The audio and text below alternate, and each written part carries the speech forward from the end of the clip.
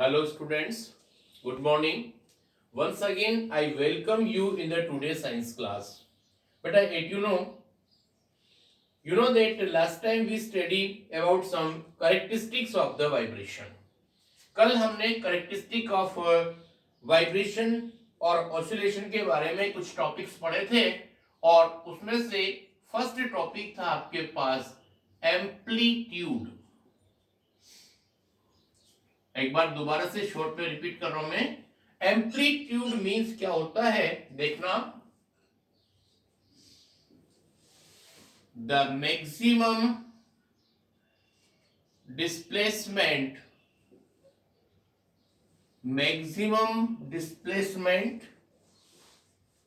Of a vibrating body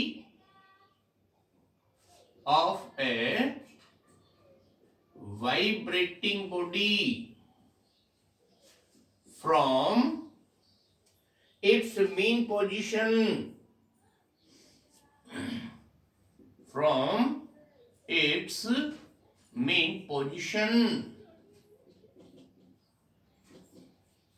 okay, is called its amplitude,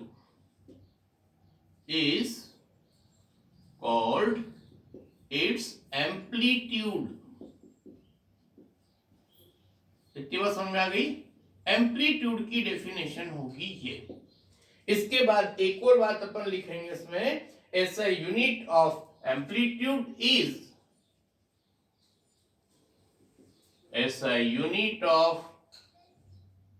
amplitude is metre,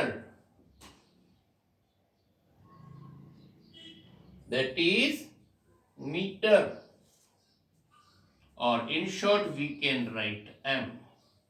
इतनी बात हमने कल पढ़ी। उसके बाद सेकेंड नंबर बात आ रही बेटा आपके पास, that is frequency. Frequency means क्या होता है, पहले थोड़ा डेफिनेशन के बारे में बात करें। The number of vibration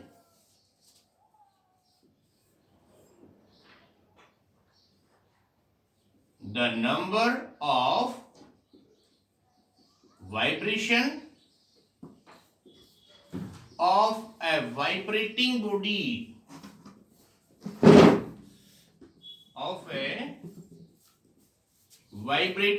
body in 1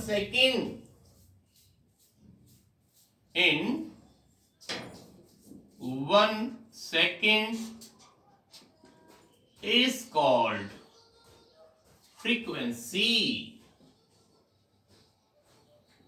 और फ्रीक्वेंसी को जनरली हम बहुत सारे लेटर से रिप्रेजेंट करते हैं, वो हम बाद में बात करेंगे। इसमें कल मैंने आपको बताया था, इसको रिप्रेजेंट करने के लिए एक इस तरह का एफ लेटर भी काम लेते हैं और इधर से कहीं पर भी एन भी काम में लेते हैं और भी बहुत सारे हैं।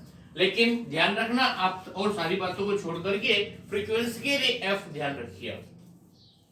और इसमें ध्यान रखना ऐसा यूनिट ऑफ फ्रीक्वेंसी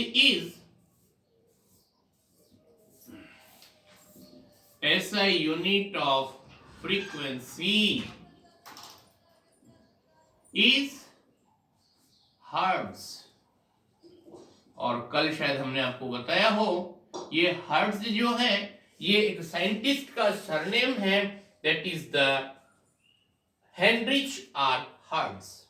तो जिन्होंने इसको बारे में नॉलेज सबको बताई, उनके ऑनर में इसकी यूनिट का नेम हर्ट्ज रखा गया, that is the SI unit of the frequency. अब एक बात सुनना, जनरली हम बात कर रहे हैं, कल भी मैंने बताया था आपको कि जो भी आप प्रोग्राम्स वगैरह चैनल पे देखते हैं या रेडियो और एफएम वगैरह जो होते हैं, उनका एक पर्टिकुलर फ्रीक्वेंसी होती है और वो फ्रीक्वेंसी की ऐसा यूनिट हर्ट्ज होती है और उससे बड़ी यूनिट होती है बेटा आपके पास में, दैट इज मेगाहर्ट्ज। और मेगाहर्ट्ज को शॉर्ट में बोलते हैं हम एमएच। और इसी तरह से दूसरी बड़ी यूनिट होती है, that is the kilohertz. Kilohertz और उसको kh से रिप्रेजेंट करते हैं। ध्यान रखना, मेगाहर्ट्ज और किलोहर्ट्ज, जब भी कभी आप कोई प्रोग्राम एफएम पर सुनते हैं तो पहले वो हमेशा अपनी फ्रीक्वेंसी बताते हैं कि वो कितने मेगाहर्ट्ज से या कितना किलोहर्ट्ज से वो बोल रहे हैं। इतनी सारी बात हमने कल कर ली थी। अब आज का नया टॉपिक देखिए बेटा, that is time period. Time period, time period को हम कैपिटल टी से रिप्रेजेंट करते हैं।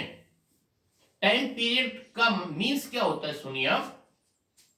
The time taken to complete one oscillation. देखना, time taken by a vibrating body, by a vibrating body to complete one oscillation, to complete one vibration is called time period. That is time period. इतनी बात समझ आ गई आपको? मतलब एक vibration या एक ऑसिलेशन को कंप्लीट करने में जितना भी टाइम लगता है उसको बोलते हैं हम time period of a vibrating body. और इसमें हम एक और बात बता रहे हैं, ऐसा unit of time period, as a unit of time period is second. That is second. Please remember, इसमें SI unit of time period जो है वो सेकेंड होगा। So this is the information about the characteristic of the vibration। एक बात दोबारा से समझा रहा हूं। First number, amplitude. एम्पलीट्यूड किसको बोलते हैं? Maximum displacement of a vibrating body from its main position is called amplitude. कल भी हमने बताया था, सपोज करिए आपके पास में ये एक वाइब्रेटिंग बॉडी है और इसमें ये भी रेस्ट की कंडीशन में है। आप इसको एक साइड पर देकर के ऐसे मोमेंट देकर के छोड़ देंगे तो ये इस तरह से रोटेट करती रहेगी। तो फर्स्ट राउंड में जो मैक्सिमम डिस्टेंस कवर होगी ना वो ज्यादा होगी और बाद में धीरे धीरे वो कम होती जाएगी। तो इसमें जो मैक्सिमम डिस्टेंस कवर होगी उसको हम बोलेंगे amplitude of a vibrating body, और उसकी एसआई यूनिट क्या होगी? मीटर। इसी तरह फ्रीक्वेंसी की बात कर रहे हैं, the number of vibration of a vibrating body in 1 second। एक सेकंड में जितने भी वाइब्रेशन होते हैं वाइब्रेटिंग बॉडी के उसको हम बोलते हैं फ्रीक्वेंसी, और ऐसा यूनिट क्या होगी? हर्ट्ज। उसकी बड़ी यूनिट होती है बेटा मेगा हर्ट्ज और किलो हर्ट्ज। टाइम पीरियड याद रखेंगे आप, time taken by a vibrating body to complete one oscillation और one vibration is called time period of a vibrating body, और its SI unit please remember that is the second. इतनी सारी बात समझ में आ गई? उसके बाद में अब हम दूसरी बात कर रहे हैं, दैट इज द